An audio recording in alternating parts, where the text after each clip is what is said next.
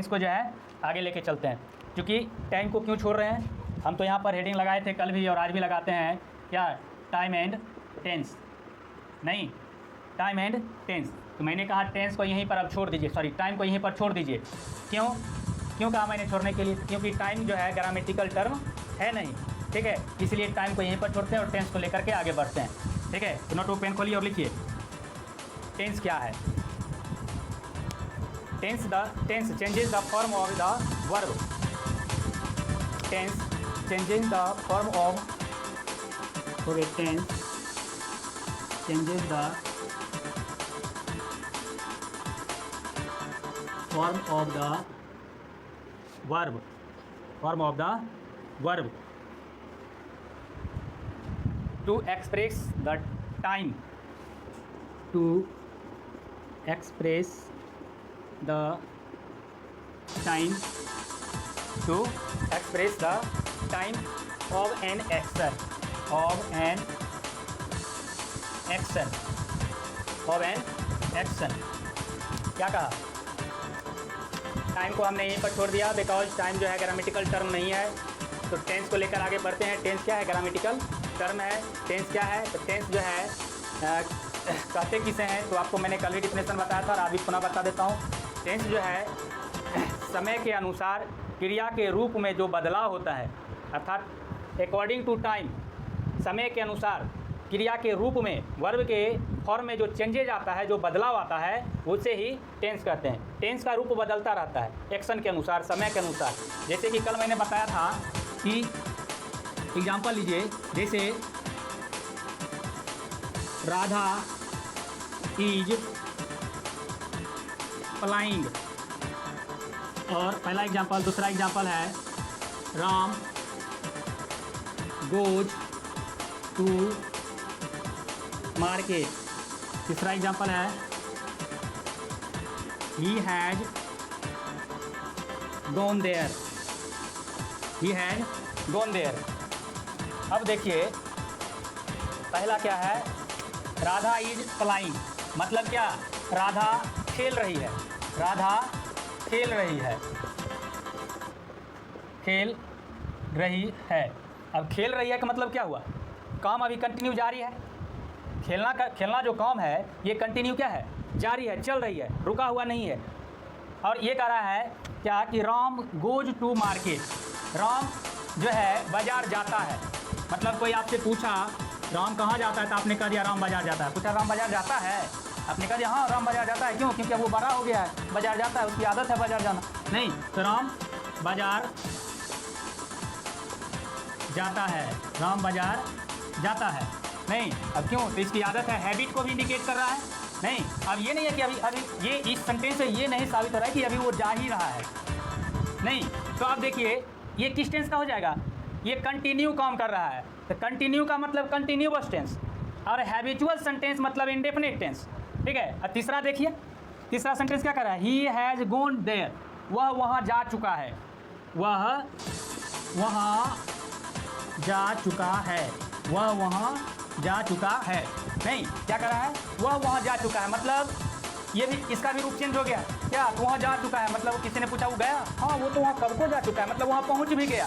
अब जहाँ भी उसको जाना था वो चला भी गया और वहाँ पहुँच भी गया, मतलब ये काम पूर्णतः समाप्त हो गया। और जब काम पूर्णतः समाप्त हो गया तो हो गया प्रेजेंट परफेक्ट टेंस। नहीं, ये हो गया परफेक्ट टेंस, ये हो गया प्रेजेंट इंडेफिनिट टेंस, ये हो गया प्रेजेंट कंटिन्यूअस टेंस। अब देखो तीनों का रूप चेंज हो गया।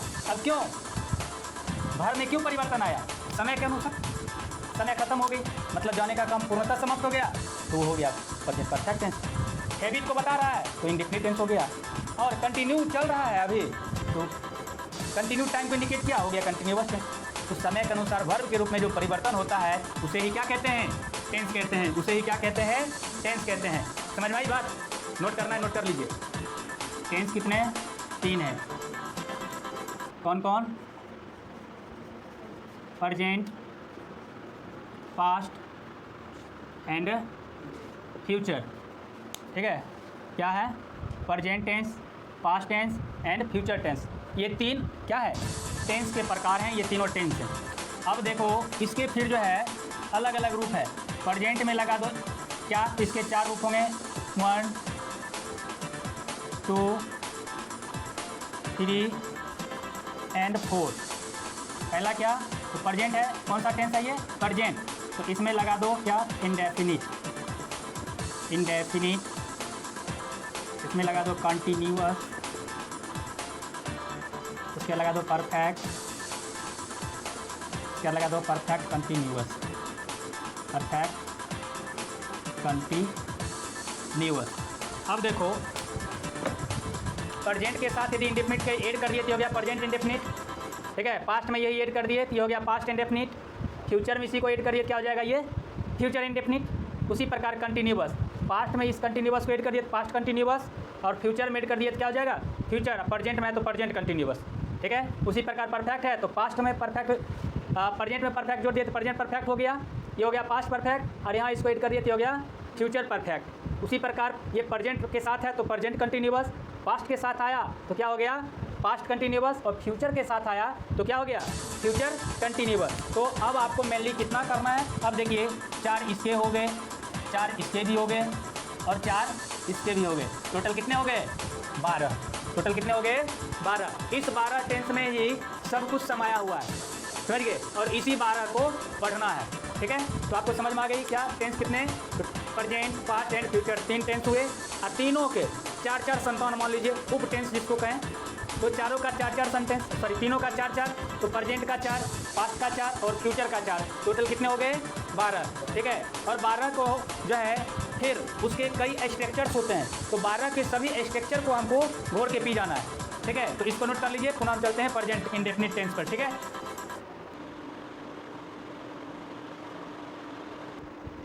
देखो प्रेजेंट इंडेफिनिट टेंस का जो है स्ट्रक्चर लिखेंगे अभी हम लोग, स्ट्रक्चर, ठीक है। स्ट्रक्चर जो है इसका क्या होगा, सब्जेक्ट प्लस MV1 या 5 प्लस अदर वर्ड या ऑब्जेक्ट, ठीक है। ये जो है ये प्रेजेंट इंडेफिनिट टेंस का क्या है स्ट्रक्चर है, ठीक है। ये क्या कह रहा है, तो कहता है कि सेंटेंस यदि प्रेजेंट इंडेफिनिट टेंस का दिया हुआ हो, ठीक है, तो आपको सबसे पहले सब्जेक्ट को लिखना है, उसके बाद मेन वर्ब जो होगा, मुख्य क्रिया जो होगी उसका अकॉर्डिंग टू सब्जेक्ट, सब्जेक्ट के अनुसार जो है V1 या V5 का प्रयोग करेंगे, क्योंकि आपको पता है वर्ब के कितने फॉर्म होते हैं, 1 2 3 4 एंड 5, ये 5 फॉर्म होते हैं वर्ब के। वर्ब के कितने फॉर्म होते हैं, वर्ब के 5 फॉर्म होते हैं, 1 2 3 4 5, ये 5 रूप किसके होते हैं वर्ब के, और ये पाँचों रूप का इस्तेमाल किसमें करते हैं हम लोग, पाँचों रूप का यूज जो है हम लोग टेंस में करते हैं, ठीक है। तो यहाँ पर जो है आपको पहला या पाँचवा का प्रयोग करना है, या तो पर V1 या V5। आप देखिए V1 और V5 जो है ये प्रेजेंट इंडेफिनिट को इंडिकेट करता है, किसको इंडिकेट करता है, प्रेजेंट इंडेफिनिट, इंडेफिनिट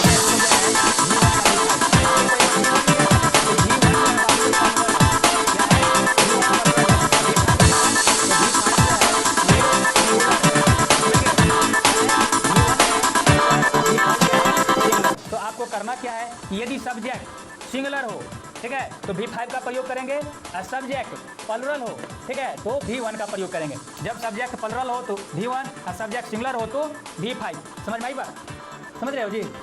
सब V1 हमेशा प्लुरल होता है, वर्ब का फर्स्ट फॉर्म जो होता है वो हमेशा प्लुरल होता है बहुवचन में, और उसको सिंगुलर बनाने के लिए S या ES जोड़ देते हैं, तो S या ES वाला जो वर्ब का रूप होता है वह होता है V5, वर्ब का 5वां रूप। तो 5वां रूप जो है वो हमेशा सिंगुलर होता है, और पहला रूप जो है हमेशा प्लुरल होता है। तो सब्जेक्ट यदि सिंगुलर तो वर्ब भी क्या होगा सिंगुलर, सब्जेक्ट यदि प्लुरल तो वर्ब भी क्या होगा प्लुरल। यहाँ तक बात समझ में आ गई। उसके बाद क्या करना है, उसके बाद जो अदर वर्ड है, लास्ट दोनों के लिखने के बाद जो शेष बच गया उसे कहते हैं अदर वर्ड, और उसको लिखते हैं लास्ट में, ठीक है। अब जैसे कि मान लो मैं आपको एक एग्जांपल देता हूँ, क्या, तो एक एग्जांपल आप लीजिए, कह रहा है राधा पढ़ती, सॉरी, राधा अंग्रेजी पढ़ती है, अंग्रेजी पढ़ती है। सेंटेंस क्या है, राधा अंग्रेजी पढ़ती है, मतलब क्या है, हैबिचुअल एंड रेगुलर सेंटेंस है, नहीं हैबिचुअल इंडिकेटर है ये क्या, तो लास्ट में टी और है जो पर यह प्रदर्शित कर रहा है कि इसका काम जो है ये पढ़ने का काम रेगुलर होता है, सब दिन, मतलब प्रत्येक दिन होता है ये, मतलब उसकी आदत सी हो गई है, प्रत्येक दिन ये काम करना होता है। नहीं तो जब इस टाइप के सेंटेंस होते हैं तो वो सेंटेंस किस टेंस के होते हैं, प्रेजेंट इंडेफिनिट टेंस के होते हैं। जब आपको ये पता चल गया तो आपको ये स्ट्रक्चर याद रखना है, क्या, सब्जेक्ट प्लस V1 या V5 प्लस ऑब्जेक्ट। अब देखो बाबू इसमें सब्जेक्ट क्या है, राधा, सब्जेक्ट है राधा। अब मुझे आप ये बताओ राधा कौन person, third person, singular number नहीं, तो यहाँ लिख दिया हम लोगों ने क्या, राधा लिख दिया, राधा, ठीक है। उसके बाद इसका काम तो खत्म हो गया। अब आप मुझे बताओ V1 का प्रयोग करोगे या V5 का प्रयोग करोगे, किसका प्रयोग करोगे, V5 का प्रयोग करोगे। क्यों, क्योंकि राधा कहने से किसी एक सिंगुलर, ओनली वन, एक राधा एक लड़की का बोध हो रहा है, नहीं तो यहाँ पर ये सिंगुलर है तो वर्ब भी सिंगुलर आएगा, रूल यही कह रहा है। तो आप बताओ इसमें वर्ब क्या है, पढ़ना, तो पढ़ना का अंग्रेजी क्या होगा, रीड। लेकिन यहाँ पर रीड खाली लिखेंगे तो दोनों मैच नहीं ना करेगा जी, तो एस लगा देंगे, अर्थात ये बन गया V5, तो राधा रीड्स। यहाँ तक का काम खत्म हो गया बाबू। अब देखो अदर वर्ड क्या आती है, जो शेष बच गया इंग्लिश, तो लिख देंगे हम लोग यहाँ इंग्लिश। क्या बन गया सेंटेंस, राधा रीड्स इंग्लिश, ठीक है। आपको हमेशा याद रखना है सिंगुलर सब्जेक्ट सिंगुलर वर्ब, अब प्लुरल सब्जेक्ट प्लुरल वर्ब। अब जैसे कि आप लोग देखते होंगे आजकल बहुत शादियाँ होती है, नहीं लड़का और लड़कियाँ सजते हैं, मंडप में जाते हैं, तो देखते हो कि एक लड़की और दो लड़का हो। मान लो यहाँ क्या, ये कोई मतलब ये मंडप बनी हुई है और इस मंडप में शादी होना है, तो यहाँ एक लड़की है तो लड़का क्या आएगा जी, दुगो आएगा, दुगो नहीं आएगा। यदि एक लड़की है तो यहाँ लड़का भी क्या आएगा, एगो। यदि यहाँ दो लड़की है, दो लड़कियाँ हैं तो लड़के भी इधर से क्या आएंगे, दो। तब एक मंडप पर दो लड़के, क्योंकि दोनों साइड बैलेंस करना है ना, दोनों साइड बराबर। यदि इधर दो लड़की है तो इधर दो लड़का भी होना चाहिए, इधर एक लड़की है तो इधर एक ही लड़का आएगा।